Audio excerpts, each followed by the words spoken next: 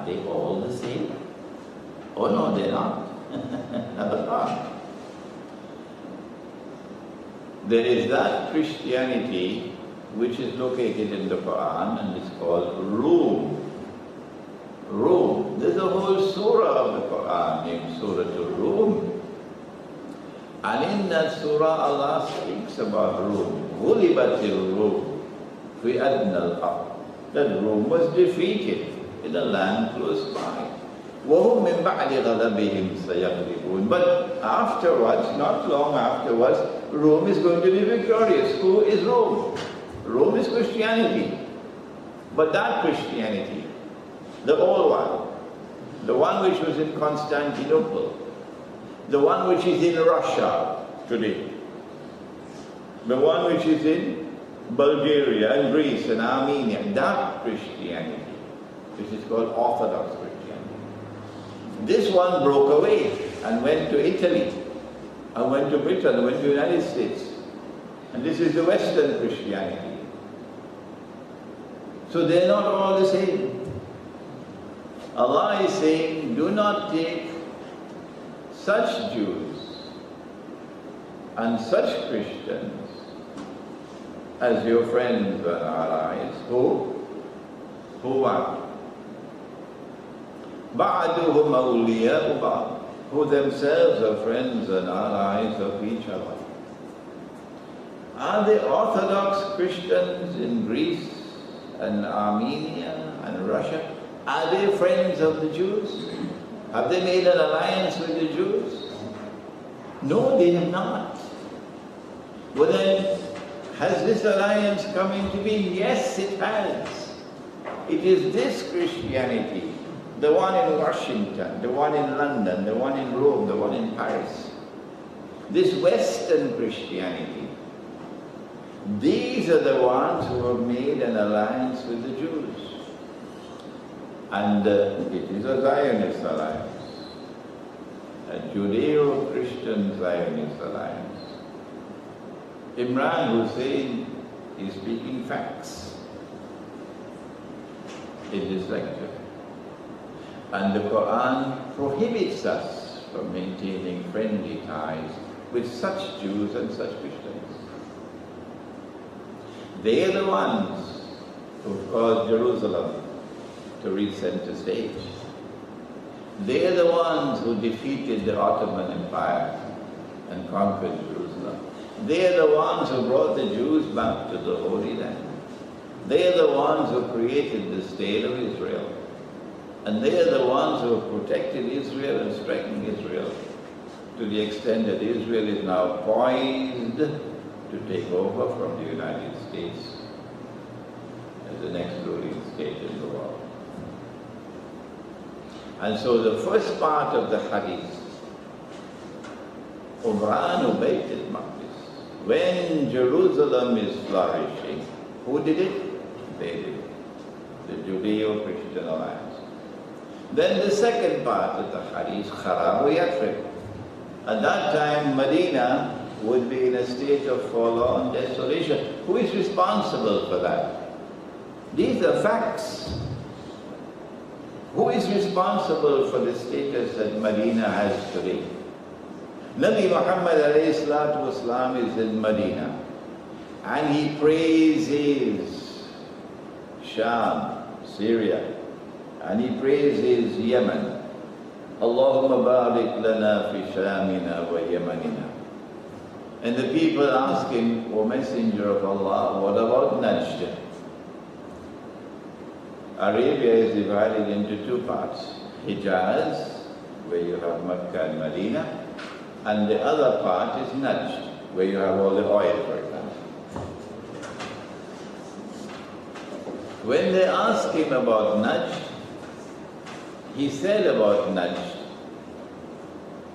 from there will come earthquakes and tribulations, and from there you have Qarnu Shaitan.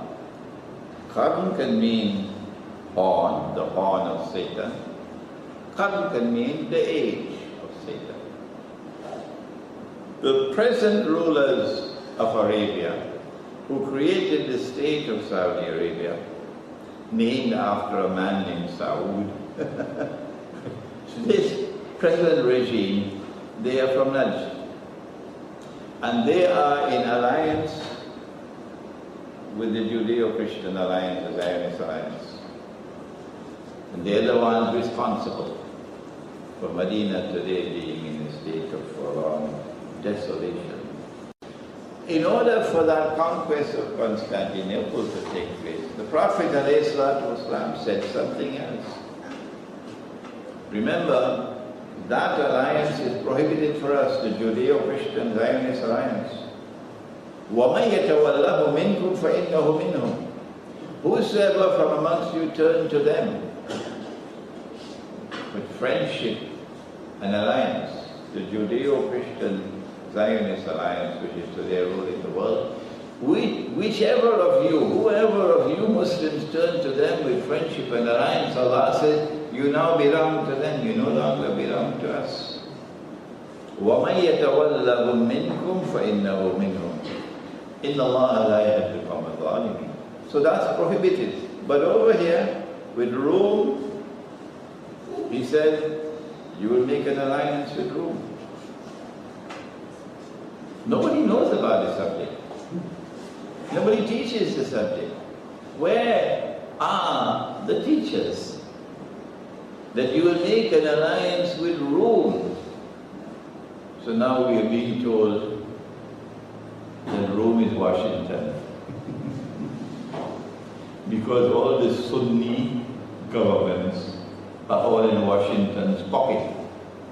And only the Shia are friends and allies of Russia. So therefore Rome has to be Washington. That is schoolboy scholarship. Rome is Orthodox Christianity.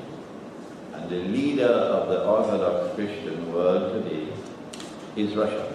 Syria is the frontline state. Syria has a border with Israel. Egypt has a border with Israel. But Syria's border is more strategic than Egypt's border with Israel. They want Syria because they want to overthrow Assad so that they can install a Salafi government, Salafi Islam. And then they can show the whole world Salafi Islam wants to cut our throats. So they can have causes belli. They can wage war. Islam is a menace to the world. But they've not been able to overthrow the Syrian government. Why?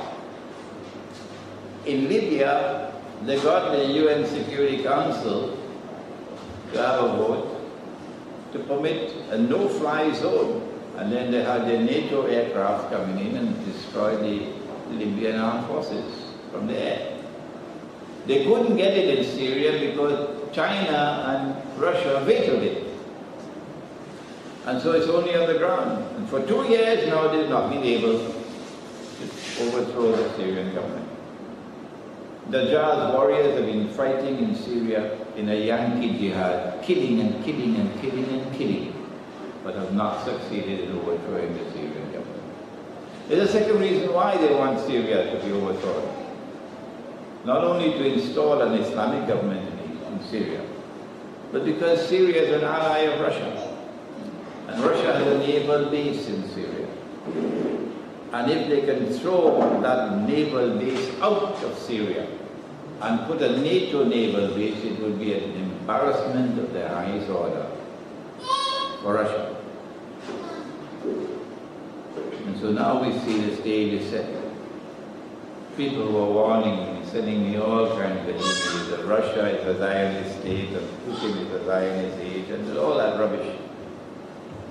I hope they're listening to this lecture, because now the evidence is clear that Russia is standing up to the Zionists. You can't come with that nonsense anymore. Russia and China have stopped every single resolution they've tried in the Security Council. And now, when they're ready to attack Syria, using this bogus false flag chemical attack that killed about 1,000 people, Putin a few days ago responded that if you attack Syria, if there's a NATO attack on Syria, Russia will attack Saudi Arabia. New York that morning. Yeah. I went to Kennedy Airport myself that morning about 7 o'clock to pick up someone coming from Pakistan. And then I had to take that person to LaGuardia Airport. And when we reached LaGuardia, airport's closed. Why? We don't know. And while we're sitting in the airport, wondering why the airport closed, then the announcement is made, everybody must vacate the airport. What's going on?